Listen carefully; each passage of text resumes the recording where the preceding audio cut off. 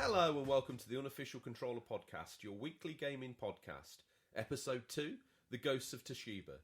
And as always with me, George, joined by my co-host Tom, the Nintendo Labo VR to my virtual boy. How's it going, Tom? I'm alright, mate. How are you? I'm good. So, question as always, top of the show. What you been playing? Been playing some more Sekiro this week. We've hopefully had that confirmed. That's the proper pronunciation. That's the official pronunciation that's been Sekiro confirmed. Shadows Die Twice. I'm sure there's other opinions out there. I don't even let want us to know say if it there out is. loud anymore.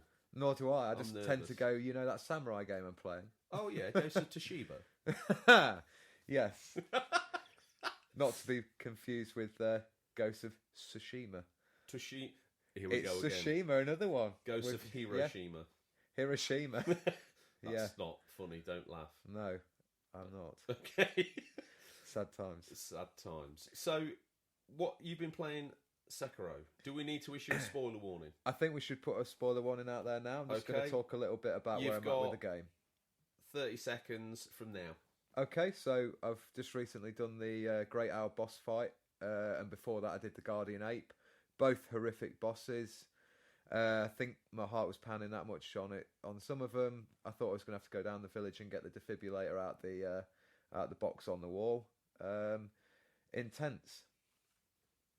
And yeah, I'm sure others have shared the pain of those two bosses. Let us know in the comments if you've got any. So we're now entering the spoiler-free area. Yeah. Transitioning seamlessly now into the spoiler-free section. So, yeah. Overall opinions of Sekiro. An excellent game. Probably my favourite From Software game. And that's pretty bold considering they've done Dark Souls and Bloodborne. But it just clicks with me. I like the setting more. It's always just been like your style.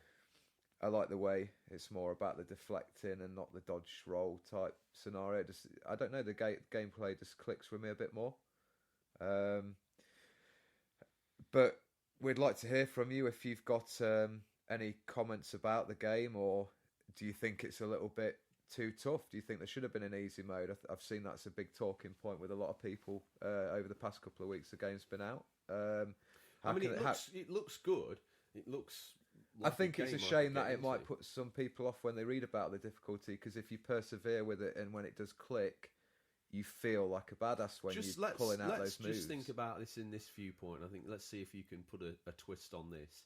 Compared to a game that most people will have played, God of War, Horizon, something like that, on a scale of 1 to 10, where does it fit in hardness against something like that? Ooh, so there's parts of God of War that can be pretty difficult. True, very. Can not be going to quite. mention those for spoilers, but Yeah. I think if God of War was like a 7, I'd put Sekiro at a 9. Right, so it is significantly more difficult. Yeah, the only game I've played harder, other than back in the day where you didn't get saves and stuff like that, is probably Cuphead, which I'm looking forward to. I mentioned last week, but it's coming out on Nintendo Switch on the 14th of April, so I'll be looking forward to downloading that. I'm sure we'll get to that. So, what have I been playing? Oh, have you got more? Sorry, no. I was just going to say, if you do want to chat to us about Sekiro or got any stories of the boss battle times, Oh, I would love those. how can they reach us? Well, there's the big thing, isn't it? So you can send us an email at questions@unofficialcontrollerpodcast.com, or they can find us on Instagram or Twitter. Just type in the name and we will be there. Also now available on all the podcast apps, so iTunes, Stitcher, Spotify, TuneIn. I think you can even, by the time you hear this, you'll even be able to tell Alexa to play you the Unofficial Controller podcast. Now that... What a girl. What a girl. Is she number one recommended podcast by Amazon Alexa? I'm pretty sure of that. One day. I reckon so. No, damn it. It's happened.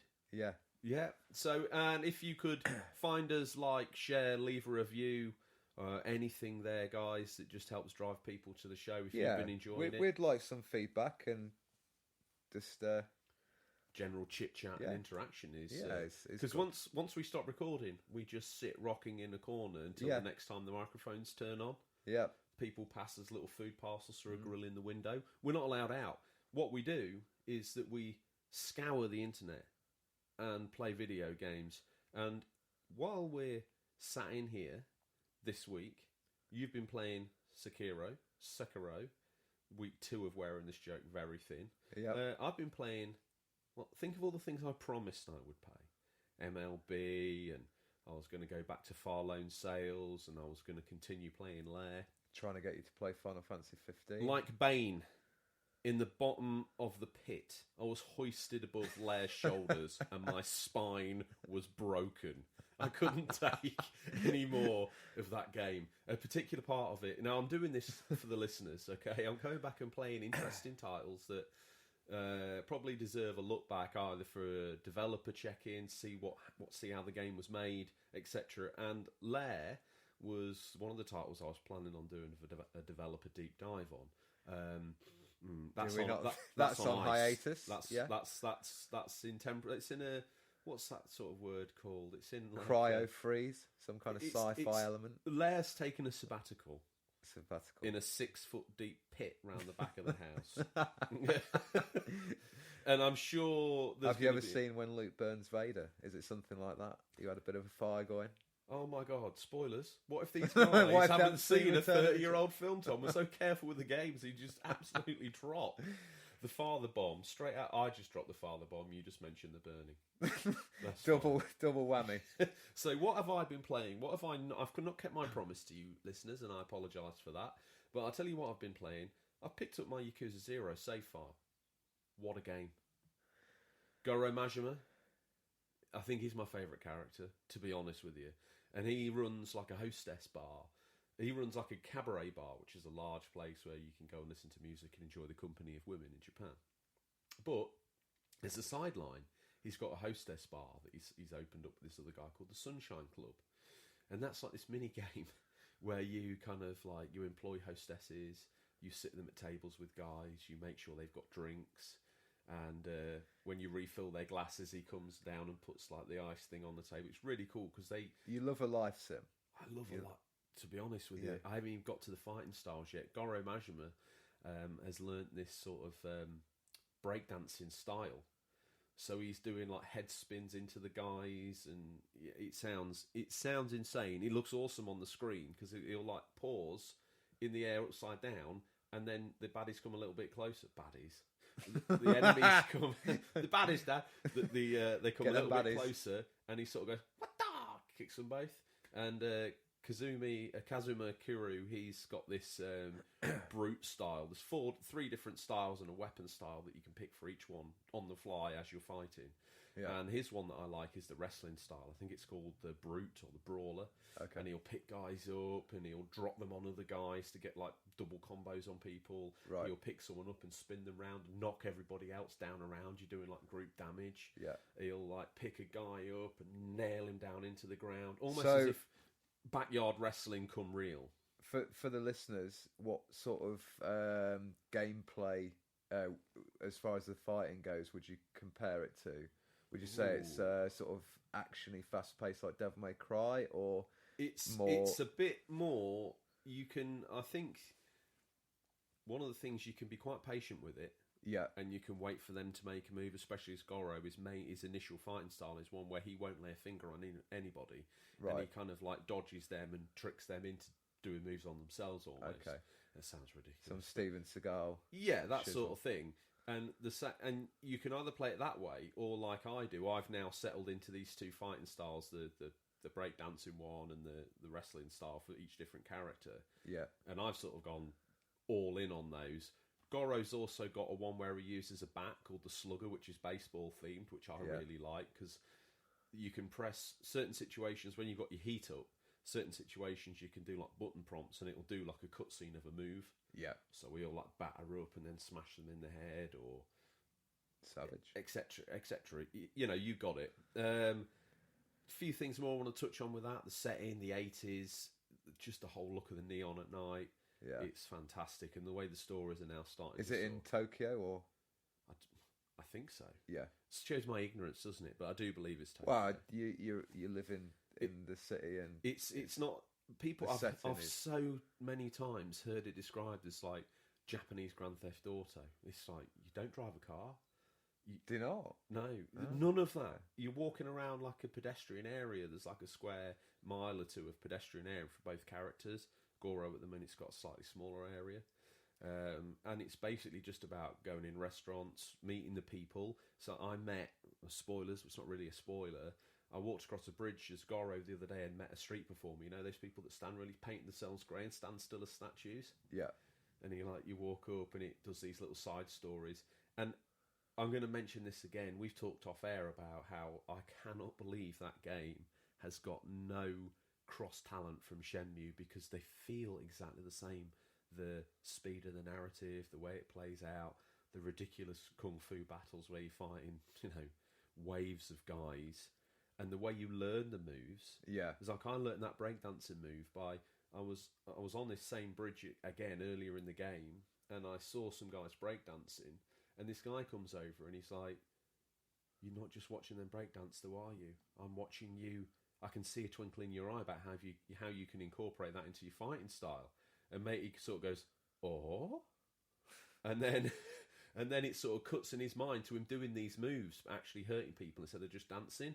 And matey boy then looks at me, he's like, "You're sick, Goro," and he's like, "Yeah," And then he kind of learns it. One question I've got about the game: mm-hmm. Is it English dubbed or do they speak in Japanese? Because this is a big thing. It's Japanese with subtitles, English subtitles. I think that's a lot better. I don't know if you agree. Or I sometimes agree think. Because it's nice to see them acting and the words fitting and the whole thing being legitimate. But sometimes I get annoyed with myself because if it's a particularly in-depth scene, I'll find myself I can't split my eyes in two like a chameleon. So I tend to find instead of looking at the action where these you're reading the subtitles. I'm reading the subtitles, and I sometimes that's kick a good myself. Point. I think the same for me, and I've read a lot of comments about on Sekiro, similar thing, Japanese talking. You can have an English dubbed voiceover, but apparently it's nowhere near as good, and it doesn't feel like you're absorbed into the setting as much, I believe. But so you're playing that with Japanese with English subtitles? Yeah, and I agree about the comment. You do kind of detract a little bit sometimes because you are reading the subtitle, and you're literally only looking at the bottom inch of the screen as this unfolds. Something amazing's happening. We're not fighter pilots, guys. We can't do the split of the eyes. No, mate, so. I mean, I can't, unfortunately, one up and one down. It just doesn't work like that, unfortunately. So, that's what we've been playing this week. Yeah, the only other thing I didn't touch on, I did mention Lair and how that drove me insane. Yeah. And I've, in my tiny little time I've not spent playing Yakuza, I've been doing a little bit more on my Jak and Daxter save. Cool. Yeah. It's a Naughty Dog title, is it? Naughty Dog, yeah. And, the precision and the collection element within that still rock solid to this day. Really great. And I see you've got a bargain today. Yes. Got yourself a PlayStation Classic. Picked up the Mini. Yeah. I did. I'll be plugging that in. I think I've got a lot of the games already on that I own physical. Yeah. But there's a few on there that I don't, that are quite pricey. I want to try out, like Wild Arms. Yeah. For me, the price of entry to that now, especially secondhand, like I got mine, all those in good condition. I don't know what a copy of Wild Arms is running to on PlayStation 1 these days, but I should think it's more than that. Question for the listeners as well. What mini console would you like to see next? Would you like to see more from Nintendo? Would you maybe like a PS2? We've got the Mega Drive Mini, which we touched on last week. Yes.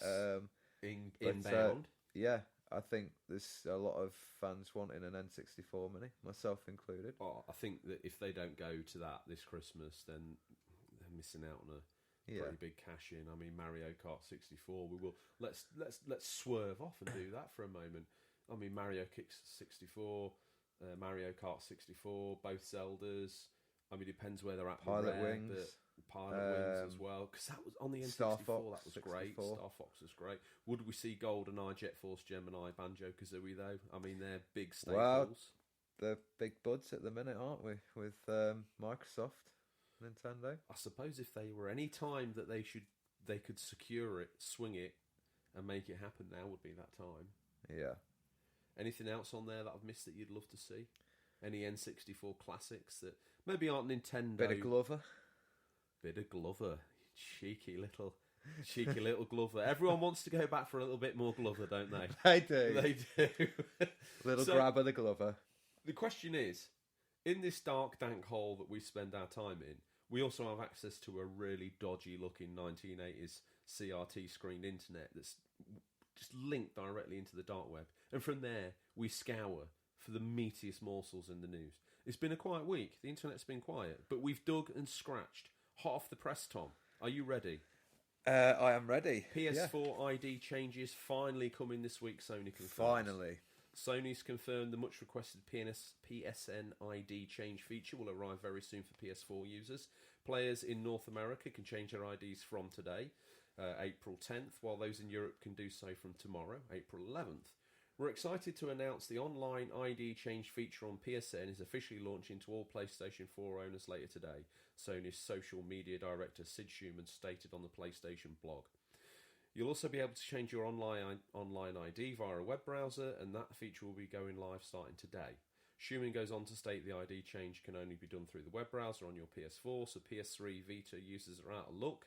As with previously confirmed, the change is free, but any subsequent changes to your ID after that will cost you $10, £8, or $5 or £4 for PS Plus subscribers. So basically, you get a one chance to change, and then after that, it's a charge. Yeah, so if you've got the money to pony up and change it on a weekly basis, obviously you can. I did hear that it would affect some of your PS3 saves, so if any of the listeners, like my good self, still play on PS3, there may be some leaderboard damage, collateral damage go on there, or you might get wiped because it can't link, and some of the way that worked might not be. I think for the most part of it, though, people have migrated pretty successfully to the PS4. If they haven't got one, they will be getting one. Yeah. Again, Sony catching up with Xbox on this front, because I think the change there has been live for a while. Yeah. You've been able to do it for a long time. Yeah. I'm pretty sure it was probably there. It's just never been on my radar because I've never really. I suppose I just picked a pretty simple name, but I don't know why anyone would feel, unless you've get your console at 9, you get that attached to your trophies or achievements, that maybe Bob the Builder 64 isn't going to rock it for you anymore. It's a little embarrassing, you want to change it. Yeah. Or you got really drunk one night and you called it Rudy 420 or something Mega Gamer 69 or some. And guys, please, actually, let's put it out there. Anyone's got a PSN ID or Xbox name they're looking at changing, get in touch, and we can maybe decide between ourselves whether you should keep it for posterity or get it gone because it's too embarrassing, right? So questions at hit us unofficial. with your worst names possible. Worst names. We love it. And also, those that want to change and they've got a worse name, and those that have got a really terrible name and they flat out just going to ride that name right into the sunset. They're never going to change it. Send it questions at unofficialcontrollerpodcast.com or IG or Twitter. Tom, another bit of news. Ahoy there! Sea of Thieves anniversary update is a whopper. Having been out for just over a year, and while many enjoyed the pirate game, others felt it just didn't have enough content. Developer Rare is further attempting to address that feedback with the game's anniversary update, comprising new narrative-driven questline called Tall Tales Shores of Gold, and an entire new PvP mode named The Arena. Tall Tales, meanwhile, is a new questline for people who wanted more direction in Sea of Thieves. Classic adventure mode. It's in the game's usual share world, which will also gain a new island that Rare says is it's the biggest island yet, and will see you complete a number of puzzles and riddles in search for treasure. The mode includes new enemy types, items, enchanted with new abilities, a new faction that will buy fish and meat off you, utilise new fishing and cooking mechanics. The Sea of Thieves anniversary update will be released for free on April 30th. Thoughts on that, Tom? So I played it when it originally came out. I got the Games Pass, I think, just for the month, so I could get that, which I believe by Microsoft was a real good deal. They're giving away a brand new game. Yeah. I think they might have done the same with Forza. It was all their first party games were going to be available on it. It did feel a little bit empty when I first played it, and I don't think it had that Rare greatness straight away, but it's nice to see they're still supporting it. Does anything have that Rare? No, that's anymore? true. I think I don't want to beat down on them, but no, since they did the avatars, it just doesn't seem they've had a good game in them. It's brutal, but Yeah, I mean, we don't know what goes on behind the scenes with We them at don't. Microsoft, but Right. maybe they've not been given as enough sort of free I range think to be what they maybe like. if we look but- at what's happening over the other side of the fence, a lot of the first-party developers for Microsoft to get kind of locked in a tank. Like you're making Halo, and you're not coming out until you've churned out a new one. You're making Kinect stuff, and you're not coming Well, out until you make a let- new one. let's Last of Us, yeah, Naughty Dog. let's look at God of War and saw an interview with Corey Balrog, one of the games director, and he sort of was like pitching the idea of what the changes they were going to make to God of War, and I don't think it went down very well originally, but you look at the game now. Well, equally so, I don't think it's healthy for developers to get trapped with one. They come up with a protagonist to do a series of good games. Yeah, Let them park that, give it to somebody else, yeah, and then move on and develop the next big IP. And like with movies and stuff you see now, no one dares take a risk, so it's just the same stuff again and again and again. We need to see these innovators innovate. yeah. You know, Let them. were probably... innovators, and they basically got trapped in a room in Guildford and told to make. Sadly, it's a big gamble, isn't it? Though.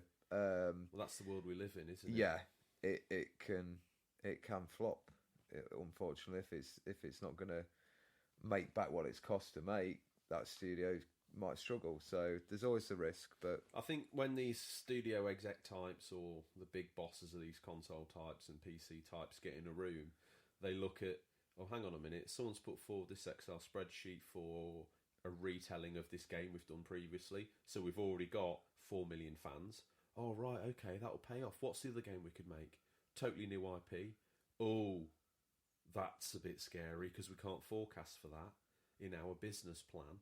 yeah, Therefore, we're not going to have it. And I think that's some of the reason why we get stuck with these remakes.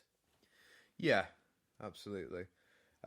Moving on, got some Nintendo news. Labo gives virtual access to Hyrule. Nintendo is launching its first virtual reality headset of sorts. I don't know, can we call it a headset because it hasn't got the headband, but we'll discuss that in a minute. To be honest, it's cardboard, so you could probably just buy a couple of I elastic have bands. heard people have sort of there's room to add like a headband, so good luck with all you cardboard enthusiasts out there.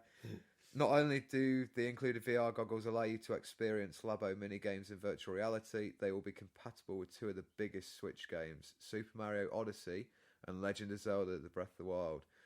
Following 3 updates to both the titles later in this month, which is going to implicate those VR features. Yeah. What's your thoughts on that? As a Switch guy did you get the last who was Labo there at or launch, and no, I didn't. I do God. think it's aimed at a younger audience, which is not a bad thing. I mean, hopefully one day when I've got children of my own, I can enjoy building the Labo sets, and I think they're a really good idea. I don't know whether it's maybe catching on as much as they'd hoped. I've seen a lot of pictures on the internet of like people that had run out, bought the Labo, Yeah, and now it's a rather large, cumbersome piece of cardboard taking up a rather vast amount of size of their room.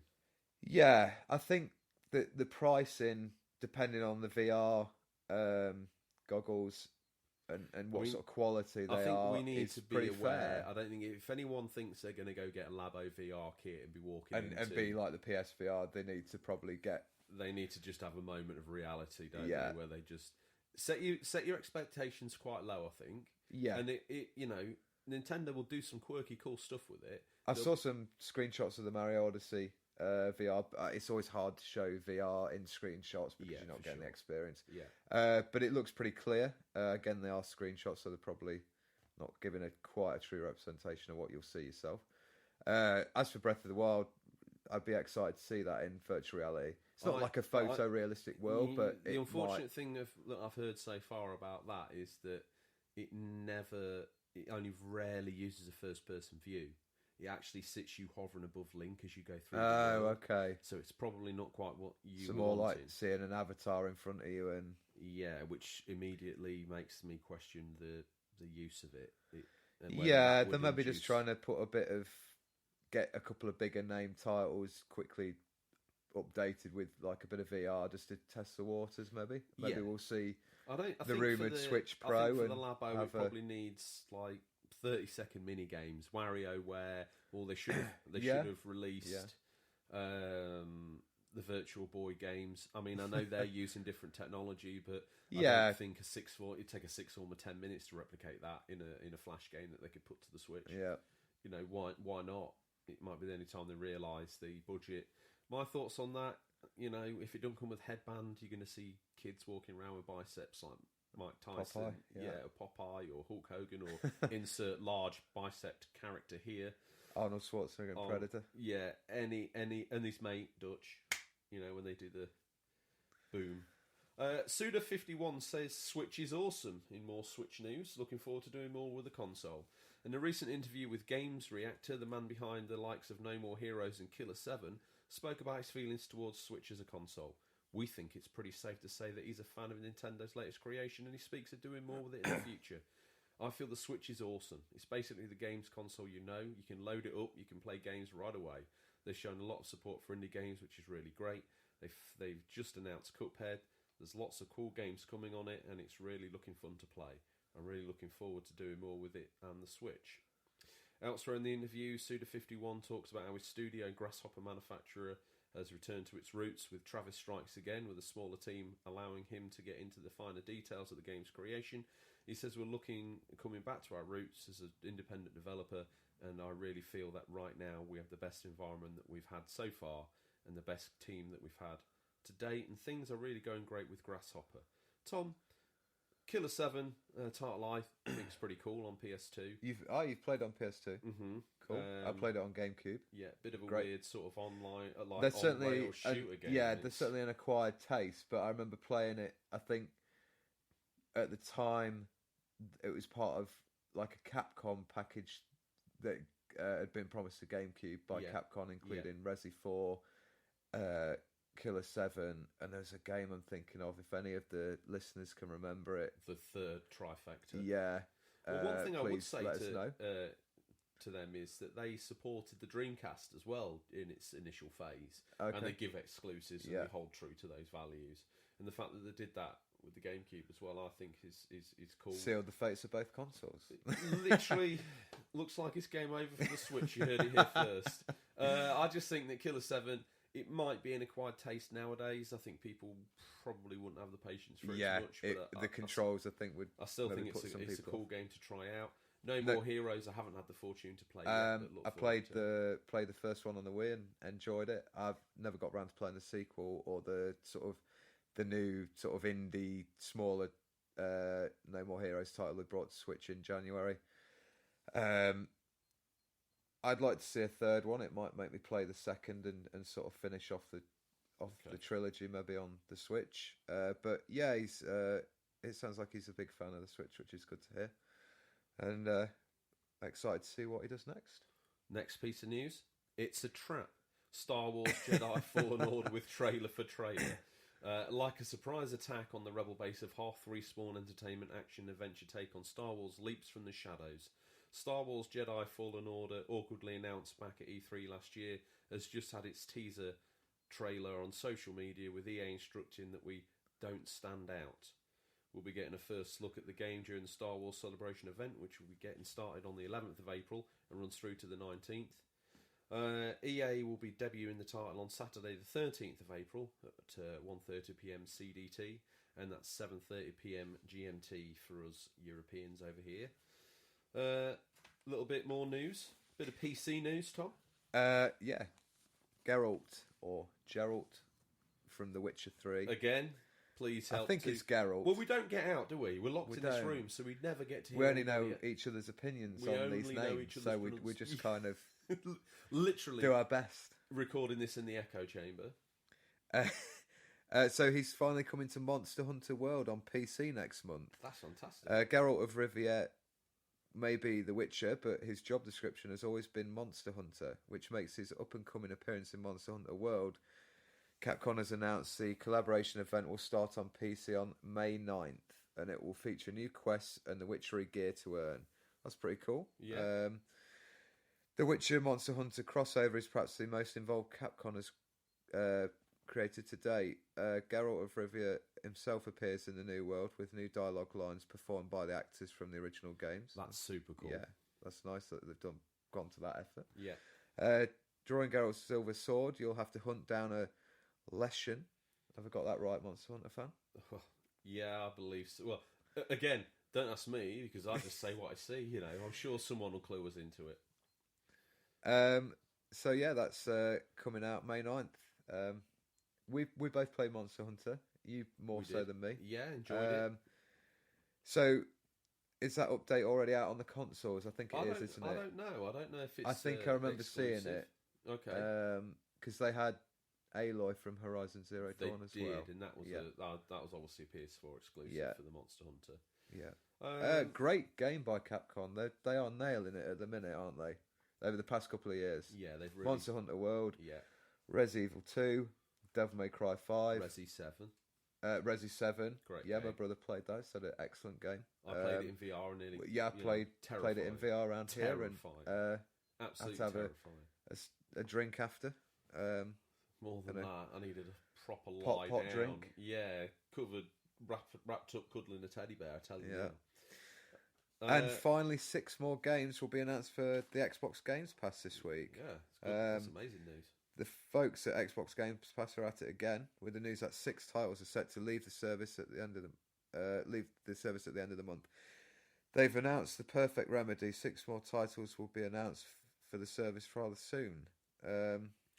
I just loving everything that's going on with that Games Pass at the minute. I think it's a good idea. It's like the Netflix of games. Is it the next evolution? You're talking to a guy who likes to collect pieces of plastic that hold pieces of silicon in them.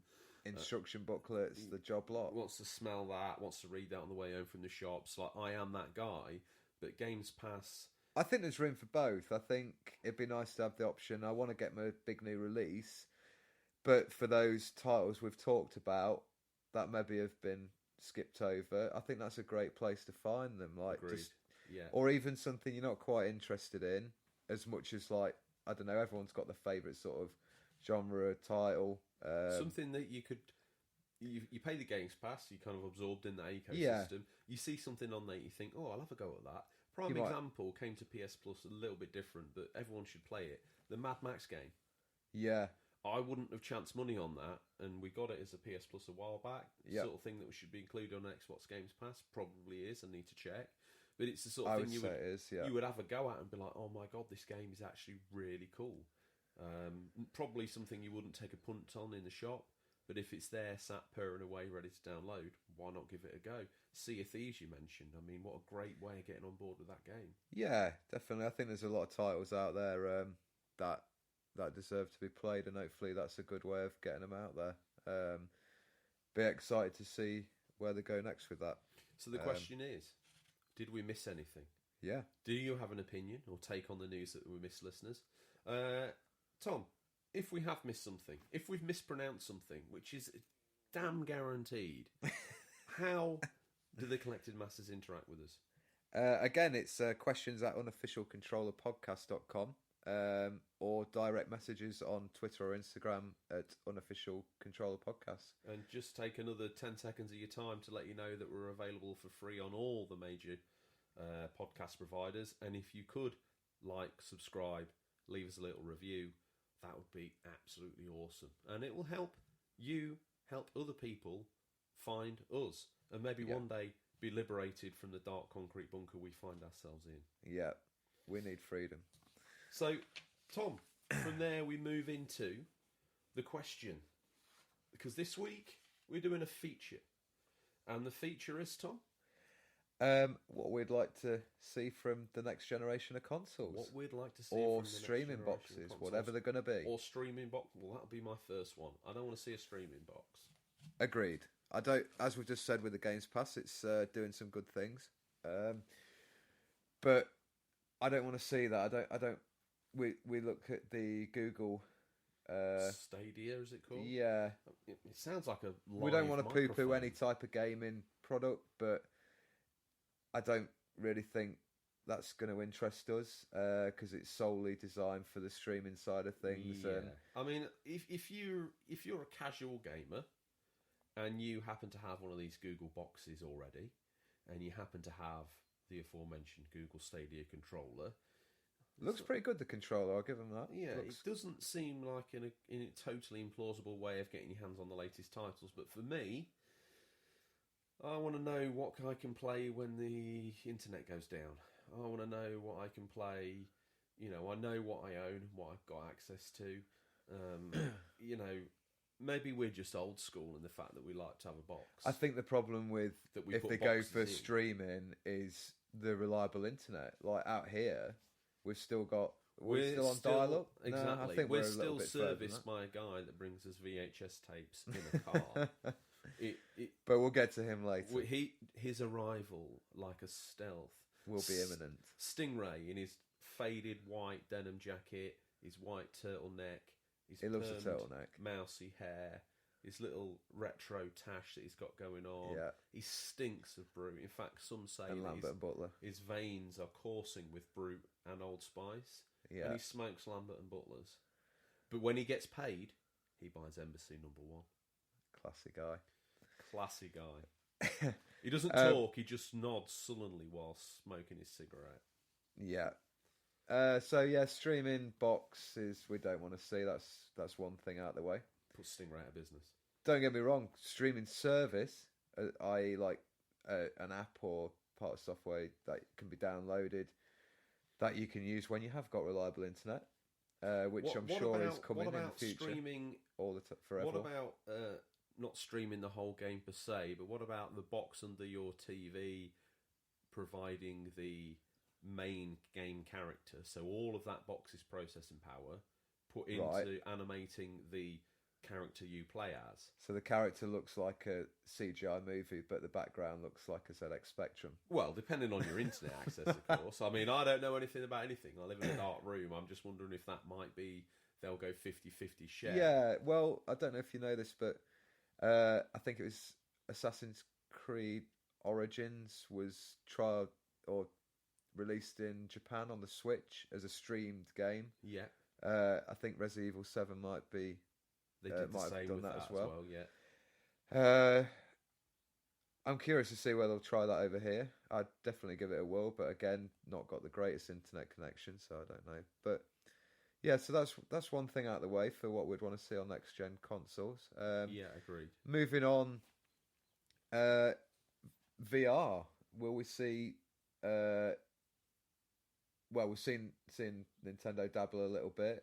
Probably not. Is that a dabble? I mean, Christ, that looks like make and play, Daddy. I've made you a VR goggles. Yeah. Oh, that's great, son. Yeah. I think if we see the PS5, I'd really like to see a VR, well, you know, improved headset. We've seen some patents floating around on the internet. Not that these mean anything. You have been in some dark places of the internet. The only, you know, I'm hacking Sony's back doors. I'm doing all of that. Are you that guy who saw his dad works for Sony? Yeah. We all know that guy. my dad's brother's uncle works for Nintendo. Yeah, I believe his son's trapped in a concrete room. He's not allowed out. Because he knows apparently in the next much. Zelda, Link has a machine gun and it's going to be a battle royale game. Spoilers. Yeah, sorry about that. Oh, mate, you know. Where were we? We got distracted. VR. So apparently there's patents out there for a wireless headset for PlayStation. Okay.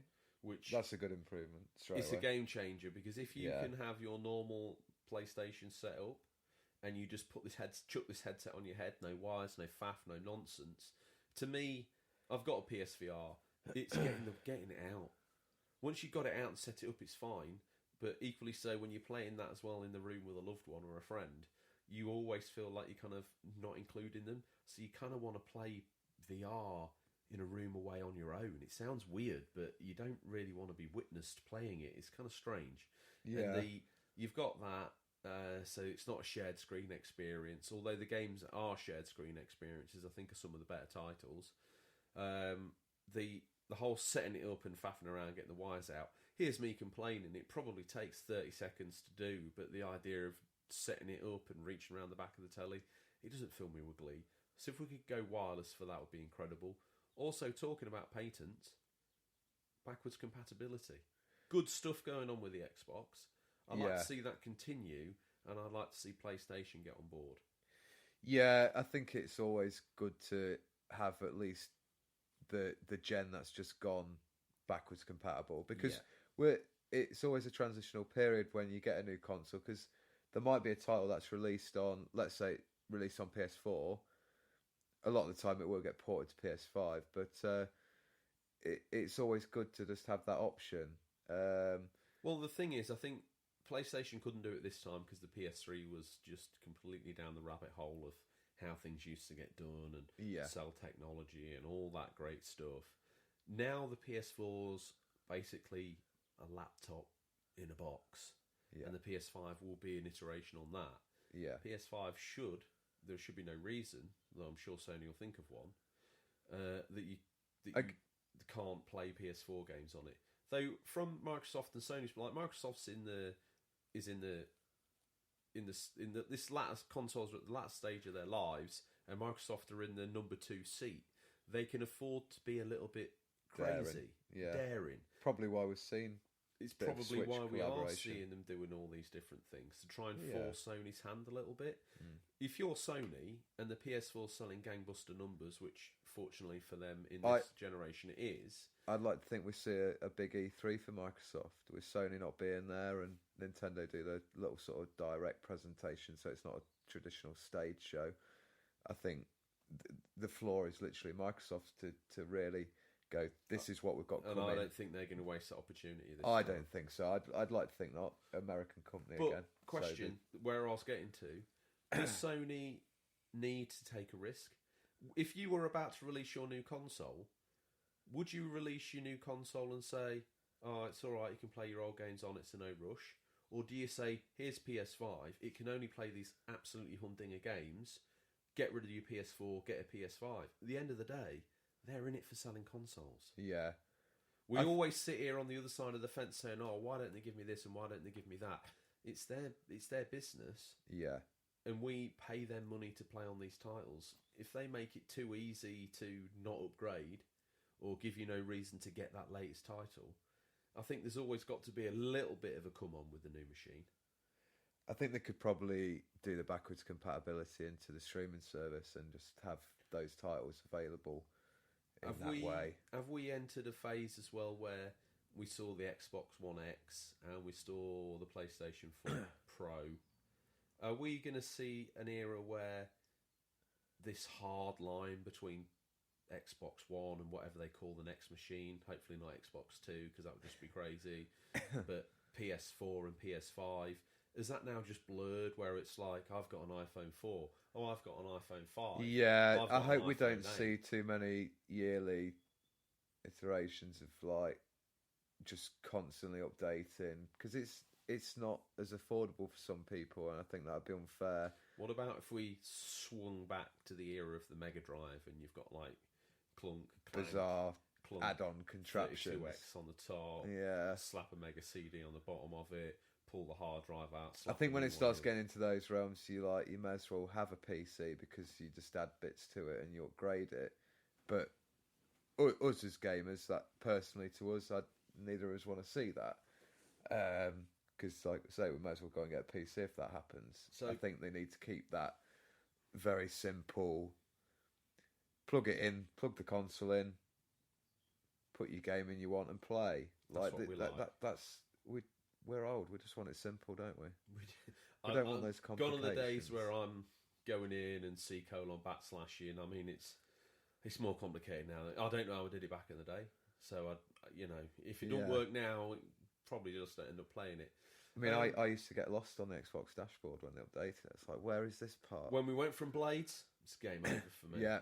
Game over. Bring back the Blades. So they bring out the new console. 9 times out of 10 back in the day, NES to SNES, Master System to Mega Drive to Saturn, Saturn to Dreamcast. Every single console saw a new controller. This time round, yes please or no thank you. As in a complete redesign. Like we had back in the day. We would see every time a new console came out. The only reason the PS3 didn't get one is because people vomited all over their screens at the boomerang. Which, maybe shame on us, because maybe that would have been a sweet controller. We don't know, do we? The internet. It looked very uncomfy. It looked weird, Yeah. but we don't know till we get them in our hands. So new controller, yes or no? Xbox One If it ain't broke, don't fix it. So you happy with that? Um, Because the 360 controller wasn't fundamentally broken, but to sell you new gear, and fair play to them, I say, because they did actually improve on it, and it was a good pad. The Xbox One pad doesn't retrospectively work with the 360 or vice versa. Yeah. So, are you happy with that? Yeah, I think so. PS4 pad? I was going to mention about that. I think the light bar, I was surprised when I got my PS4 how well that just adds a little bit of extra atmosphere, I suppose. If you're playing like with the lights off, graphic enhancer on. Yeah, that's what we call it. If we want to see the jazzed up graphics. Play the graphics in the dark, turn off all your lights, improves graphical quality at least to a next gen level. Wow, I was going to be very cautious and say like 10%, but you're saying basically unplugging your lights improves console graphic by a 0.5, taking it into next gen. Yeah. I think we're going to build in a new segment called Tom's Graphical Fidelity Showcase, how he shows you how you take a Master System and walk it up to Dreamcast quality by turning off the lights, putting on some shades, I don't know what else. Yeah, so squinting. Massive graphic enhancer, the squint. Yeah, so that light bar on the PS4 controller, neat little touch, used in quite a few games. You played GTA 5 with that? No. Does the police lights and siren through the controller itself? Cool. Yes, that was the other thing I was going to mention. It's got the little mic. Really like that. That's a really cool feature. Yeah. Now, I've not noticed this on Xbox One. They don't have a mic. No, but the Wii had a mic. Speaker. Sorry, yes. Yeah. It is a speaker. Yeah. So the Wii had a speaker, and that was cool. And it were I remember on Skyward Sword, Legend of Zelda, sort of implicating the sword clashes and stuff and other little features. Very cool. Same in Mario Kart as well. I think they actually came out. I never played Mario Kart on the Wii. Bizarrely, it's a pretty cool game, actually. Yeah, pretty cool. I see it's popular in this household. Very, down in the kids' area. You got those great adventure games, but no Mario Kart rules. All they want to play. Got a massive Wii collection. All they want to play Mario Kart, Mario and Sonic, the Olympics. Some other news, just very briefly because we did miss this one. Mario and Sonic at the 2020 Olympics. What, new game, or they're actually going to be there? It'd be a bit unfair, I think, with Sonic. Well, in my mind, it's like a guy in a really cheap Sonic fancy dress outfit in the same similar Mario. To probably what we're going to see in the Sonic movie, maybe. Yeah, rocking up. Usain Bolt's just because, you know what, I'm going to wear this. Yeah, I'm going to race in this. Go for it. Yeah, that's coming out this December. I think. Isn't the Olympics? That'd be a good fun game. Are they in Tokyo this year? Yes, next year. I think it's in Tokyo. Yeah, that would make. If they were to do that and then like do a bit of a slant on video games, people almost make it like a Smash Bros. Melee Olympics title. Mario and Sonic both bring their best rosters. Ooh, that would be pretty cool. That's next gen. That would be good to see. You heard it here first. And if someone steals that idea, you're free to take it. It's yours. Back to the talking point. What we want from next gen. So we're getting excited, but we're keeping the expectations low. We've talked about a new controller. Me personally, my muscle memory seems to get stuck in a certain ecosystem or a certain way. I'm not ready for a controller iteration yet. I'm liking everything that the modern ones are doing. Yeah, I think, like I said earlier, what about those sort of apparently faked screens of the PS5 controller? Oh, I did see those. Screens. Yeah. Again, it's just sort of. Do we need? We've got enough screens in our lives. We don't need any more. Well, and this sort of segues into one of my points. I'm nervous that PlayStation and Microsoft Xbox are looking over their shoulder as they always do. So the Wii came out, did gangbuster numbers. Everyone was like, "Oh, motion control." Yeah. Microsoft and Sony have sort of sat there. They've looked over the fence, have seen the Switch. They've gone, "Oh, okay, classic Microsoft and Sony here. Oh, that's doing gangbuster numbers. Our next console needs to have a screen on the go." I don't want them. I think that would be a massive mistake. We've seen them segue down motion controls, then stop, turn around, and come all the way back again. I don't want to see a screen on the go for that. I don't think they will. I think they'll leave it alone. I hope so. I'm nervous about that though. Nintendo's always kind of held the handheld market, and it's doing it again with Switch because a lot of people I speak to, a lot of videos watch, most people are using it as a handheld, which is cool to see. Yeah, well, I had a Vita I've got a Vita. Yeah, that was doing everything the Switch could do years previously, within reason, as long as you've got internet. Which we don't have here. We have to rely on Stingray, but that doesn't really help the Vita work. But it was doing all these things, and they never advertised it as the remote play machine. They never advertised it as PS4 probably on the go. Missed a bit of a trick there, possibly. Maybe. If I was to see them come out with something like that next gen PS5, and they say, oh, there's also this Vita 2, and you can take your games on the go, I could get behind You'd be that. On board.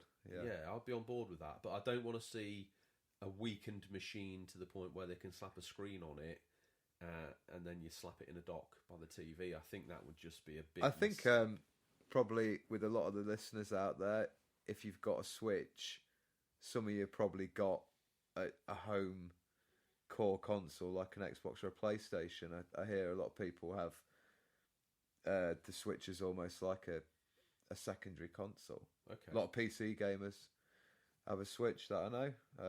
They could just for some of the Nintendo exclusives.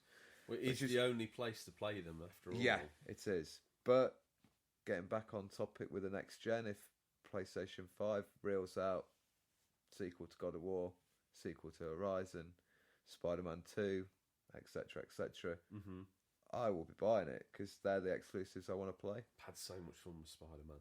And I think you mentioning it then, that was a great game. As sort of gaming history goes, the software sells those machines. It does. They're building we know Nintendo's a really great place to go to get some of these sort of experiences you can only get on Nintendo that have been actually burnt into the collected childhood brains of every single person on the planet. I think Mario platformer games, Zelda adventure games, your Super Smash, your Mario Karts. They're kind of games that's synonymous now with everyone's childhood memories. Are Sony building a library that can? Absolutely. From my point of view, I think they've really nailed it the past few years with those exclusives. Got another one coming out soon, Days Gone, which we're getting quite hyped for. Yeah. Next gen for Nintendo, I'd really like to see like a library of games built, probably mature Nintendo games, solely developed, probably 15 and up, 15s, 18s, those sort of certificates, just to see what they could do. But I just don't think we'll ever see that. It would be lovely to see them do almost like a Yakuza-like game. Yeah, it doesn't have to be really, really dark, just to allow them a bit more freedom on what they can get away with showing. And a bit more of that zany Japanese style stuff that we like. Yeah. I would love to see that. I'd love to see, and they're never going to do it, but like a dark future Zelda. Cyberpunk type thing. Where opponents a bike and bits and bobs. I think they probably have dabbled with bits of that with some of the weaponry and the bike in Breath of the Wild. But yeah, definitely would like to see a sort of futuristic neon skyline city Zelda. Listeners, let us know if you've got any ideas what you want to see in Breath of the Cyberpunk. Yeah. Episode 3 time. Episode 3, Breath of the Cyberpunk. Yeah, it'd be good to hear your thoughts on what sort of titles you'd like to see. One place that we've seen the consoles completely and constantly sort of iterate and improve on is graphics. We've seen them go from 8, 16, 32, and each time the graphics have got better, and each time we thought they can't get any better than this. Do we feel it's time for the AI and the game features to catch up with the graphics a bit more? Because as the graphics get better, the level of interactivity in our brains expects to be higher. Like Red Dead, people called laborious and slow, but the interaction was there. Yeah. Do you want to see more of the console's grunt being used towards adding different features that are in the game to move that on? Because basically we're still playing the same games that we were 20 years ago. I think that's it. If you look at, like, let's take a first-person shooter or a battle royale game, people just concentrate, I've got to get to that area, got to shoot that person, just very fast-paced. They're not really interacting or looking at what else is around, probably because there's not much there. That's why when we look at Red Dead, you stop and look around. You do. And you realise, wow, there's so much detail. Like, there's an animal over there doing this, or there's another animal chasing after, hunting another one. Yeah. Or there's a non-playable character there who I can interact with. Yeah. So I'd like to see that level of detail, but also think it's not gonna. A lot of people aren't interested in it. They just want to pick up and play like a I don't know, a sort of fast-paced game. Just play it for an hour and that's it. And throw it down. Yeah, which is a bit like some of the mobile games. They're very easy pick up and play. On that note, I got an early beta pass to the iOS Blades, Elder Scrolls Blades. Okay. And we'll just quickly segue into this. My first 20 seconds were, this is great. Went on the first quest. Right. Was finding it okay. We talked about we don't like games on phones before. Yeah. And then I stumbled across my first chest. Normal thing to find in an Elder Scrolls game. I went to open it. Foom. Up came a screen. Chests take time to open. If we give you 6 jewels now, you can open it now. Have 6 jewels on us. Chest opens. There's another chest. Bam. Do you want to buy 6 jewels for X, Y, Z points? Actually means X, Y, and Z pounds. And I immediately shut it down and deleted it. Yeah. I don't want to see the next generation of consoles riddled with microtransactions like that. I don't think we will, because of all the backlash there's been in the past couple of years. But they keep, I would, if they had sent me on that console on phone and said, this game's 20 quid. Yeah. Play it from start to finish, it's massive, this is the scope, this is the level of interaction with the characters. If it had been good enough, I think I would have gone okay. But I feel like the microtransaction, which is even in full paid games now, is their extra way of getting that skin off your back. Would you rather pay, this is one for the next gen, would you rather pay, and this might be a topic for the future, but would you rather pay more for a game up front and know there's going to be no microtransactions that are an aid to the gameplay? I don't mind microtransactions that's a new hat or a new coat or a new whatever, as long as it doesn't affect gameplay. I don't care. Yeah. If I get home one night and think, do you know what, I've got a loose 79p rattling around in my virtual back pocket, I'm going to throw that down on a cowboy hat for my wrestler in WWE 2K19 or whatever it is. Yeah. If I feel that fruity, I might do that. But I don't want to think that if I put that hat on, it then gives me like a special feature that means that I can press a button and immediately win a match online. That to me would be... a bit like WrestleMania 2000, where you put all your stats up to max when you create a character and you just destroy everyone. There's a man who just doesn't know how to play nicely with others. Yeah. So anything that we've missed, have you got any other talking points for the feature? I think I'd like, if we could hear from the listeners on what they think about, would you rather pay more for a game? So we're talking probably a game that's the length of Red Dead or God of War or a big single player experience. Would you pay more money for it and not have DLC and microtransactions, or are you guys happy? I mean, do you want to get a game at £20 and then microtransact your way up to the full transaction price of 40 quid? Me personally, I want to just pay my money and have that experience. I would have paid 80 to £90 for Red Dead. Yeah, I don't want to sound like we're these well-to-do guys who've got this podcast and we can just go blow 100 quid on a game. But I was trying to get to this point last week. £100 for Red Dead. If you work that back at value per minute, That's an insane value for money. Yeah. If you look at a movie that you go to the cinema, let's say you go to the cinema to watch it I'm going to be going to watch Avengers. I've booked the tickets. How much is it for you? It has cost me nearly close to £15. £15. Then the DVD or the Blu-ray is another 15. That's £30. That's 4 hours of content you've paid for, basically, or 6. Yeah, 6. If you're talking of like watching it twice, once at home, once at the cinema. That's not a good ratio of return. No, but a game when compared to video games. So could you? I agree with you, and unfortunately we haven't got the other opinion in the room because we're aligned on this. But I would have paid £100 for Red Dead, and come away from finishing it not once but nearly twice, saying that was some serious bang for my buck. Yeah. So again, listeners, would you pay close to £100 for a massive AAA title on the next gen consoles? Hit us up at questions@unofficialcontrollerpodcast.com or DM us on Twitter or Instagram. Let us know. What was that noise at the gate? Well, it's here. Here he comes. What's he got this week? I don't like the way he just sort of stands there and looks at us with his boot popped.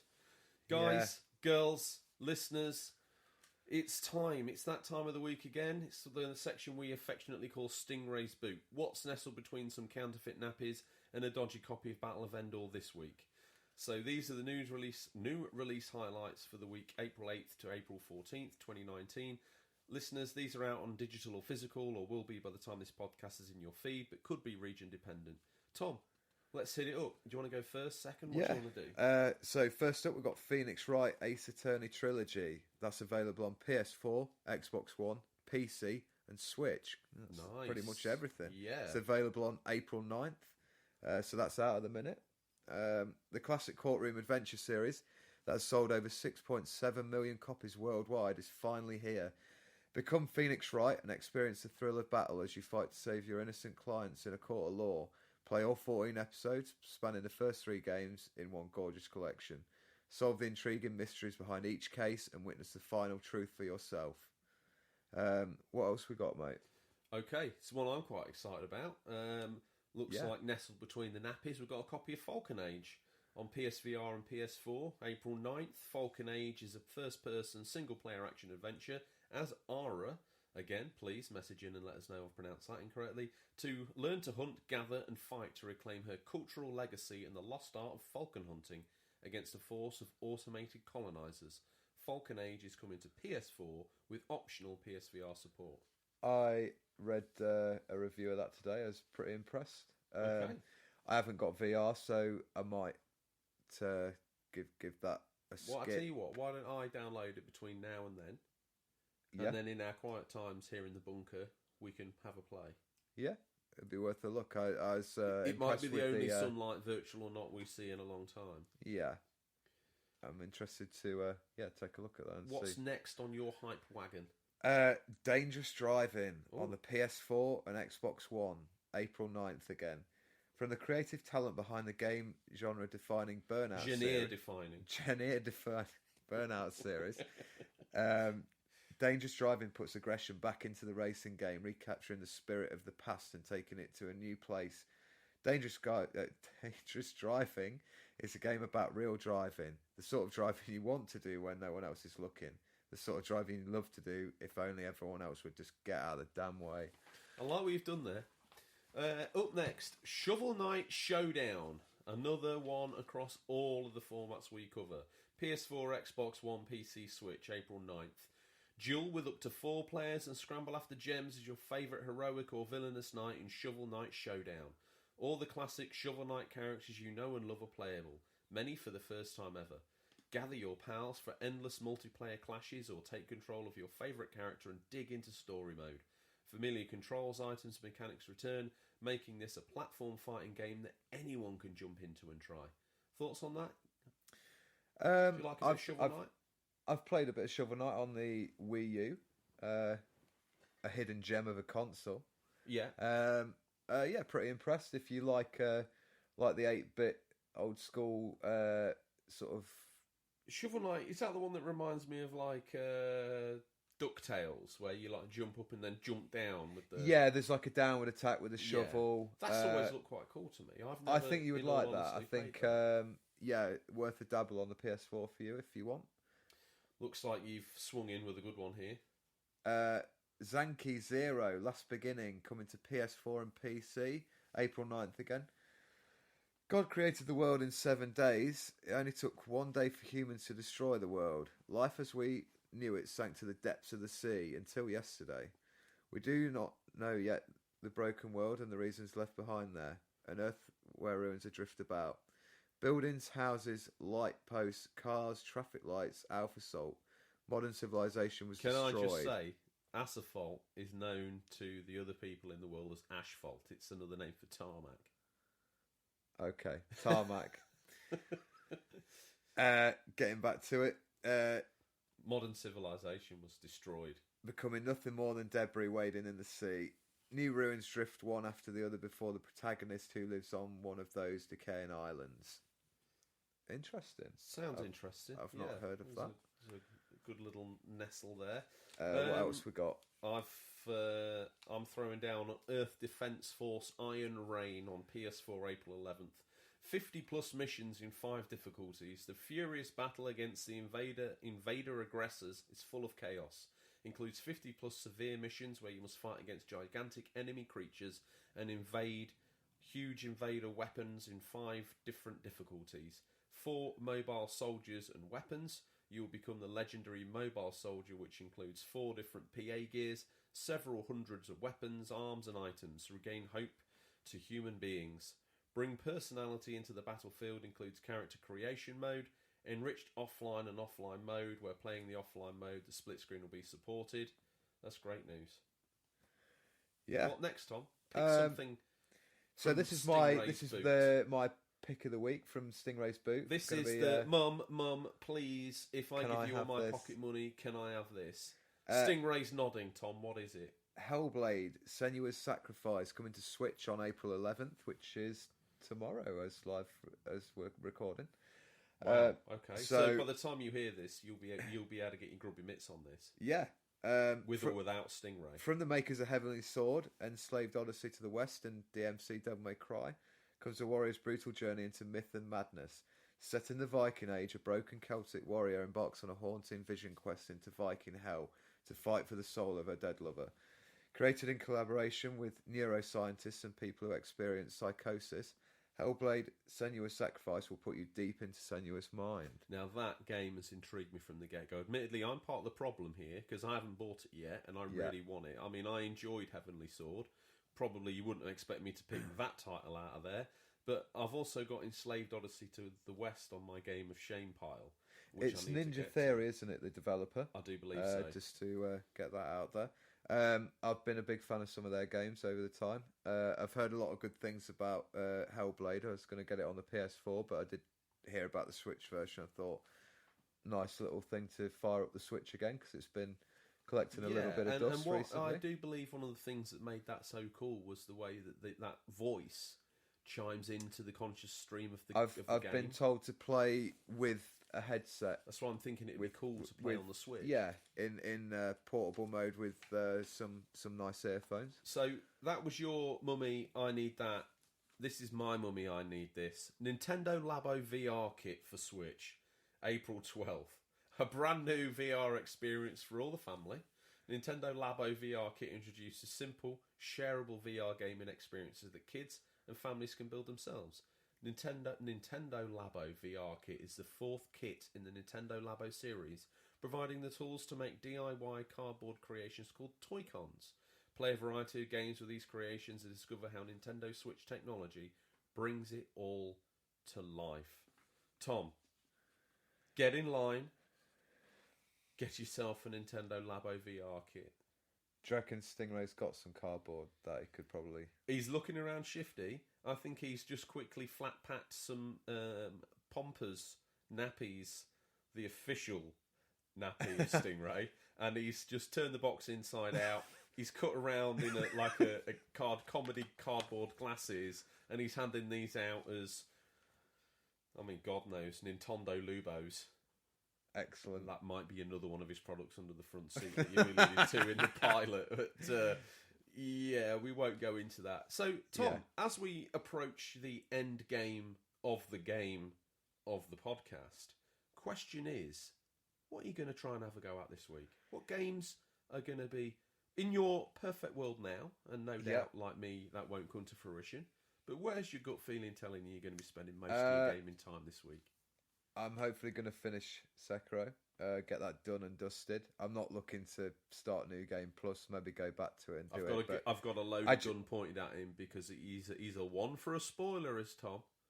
So this is no talk of spoilers. No spoilers. That most people are aware there is a New Game Plus. So if you want to have a crack at that, so yeah, gonna just round out the story and just get that finished because it's a weird experience. It's enjoyable but stressful. Are you gonna? Do you think Hellblade Senua's Sacrifice? My goodness! Imagine if you had false teeth, not like I have, right? And you were drunk and you tried to say that. Yeah, it's not happening, is it? Yeah. And that's Hellblade. I don't know how you got this out. Hellblade Senua's Sacrifice on the Switch. Is that going to get a download? Do you think? Or are you going to physically? Yeah, I'd like to. Yeah, because Cuphead's out on the 14th, so that will take priority. But do you think Hellblade, I saw as being like a bit of a standout title for graphical fidelity. Do you think that's going to make the transition to Switch well? From footage I've seen of people playing it at some of the shows recently, it looks pretty good. I think, so Hellblade, Cuphead, Sekiro, bit of Overwatch as usual. Goddamn Overwatch. Yeah. You will convert one day. Overwatch. There's nothing. Every time an I Overwatch look online, event coming up soon as well. So if there's any an Overwatch event, just like a new map, possibly new skins for the characters. Do you know what's free content? You know what's going to happen here? We're going to end up being overtaken by a rabid Overwatch fan group that really just want us to talk Overwatch week in, week out. Yeah. If you're out there, get in touch. Anything. Even a scribbled note that just lets us know that we're alive here. It is more than we can ask for right now. If you need a Reinhardt main for your team, hit me up. Wow. He's not even shy, is he? No. Mr. Reinhardt. Okay. Tank main. It's like he's speaking a foreign language. I'm speaking a foreign language. Every time I look at him, it's like, wow, so proud of him. He can speak Japanese. So proud of him. So what am I going to play? I'm not even going to lie. I'm not even going to pretend to be playing anything else. Dead and buried. Les just...